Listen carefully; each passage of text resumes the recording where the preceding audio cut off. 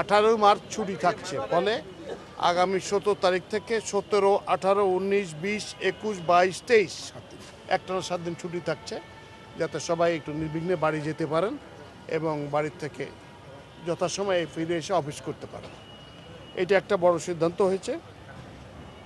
আর সামনে যেটা রাষ্ট্রপতির ভাষণ হবে, সেই ভাষণের খসড়া নিয়ে আলোচনা হয়েছে সংসদে যেটা প্লেস করা হবে। মানে অ্যাকচুয়ালি এটা হলো একটা বার্ষিক রিপোর্ট মতো আকারে যায়, সেগুলো নিয়ে আলাপ আলোচনা হয়েছে, রাষ্ট্রপতি কী বলবেন না বলবেন সেটা।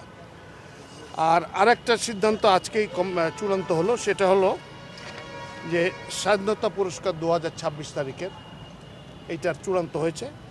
এবারে 20 জনকে পুরস্কার দেওয়া হচ্ছে। 1 নম্বরে আছেন বেগম খালেদা জিয়া, মরণোত্তর, স্বাধীনতা, গণতন্ত্র ও নারী শিক্ষা সহ দেশ গঠনের সার্বিক অবদানের জন্য। 2 নম্বর হচ্ছে ফৌজদার ক্যাডেট কলেজ, মুক্তিযুদ্ধে সবচেয়ে বেশি সংখ্যক সদস্য দেওয়ার জন্য, যারা বীর উত্তম বিভিন্ন খেতাবে ভূষিত হয়েছেন। মেজর মোহাম্মদ আব্দুল জলিল, মরণোত্তর, মুক্তিযুদ্ধের জন্য।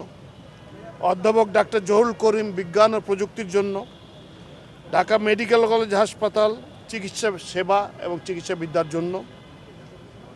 AK হানিফ ওরফে হানিফ সংকেত, তিনি সংস্কৃতির জন্য।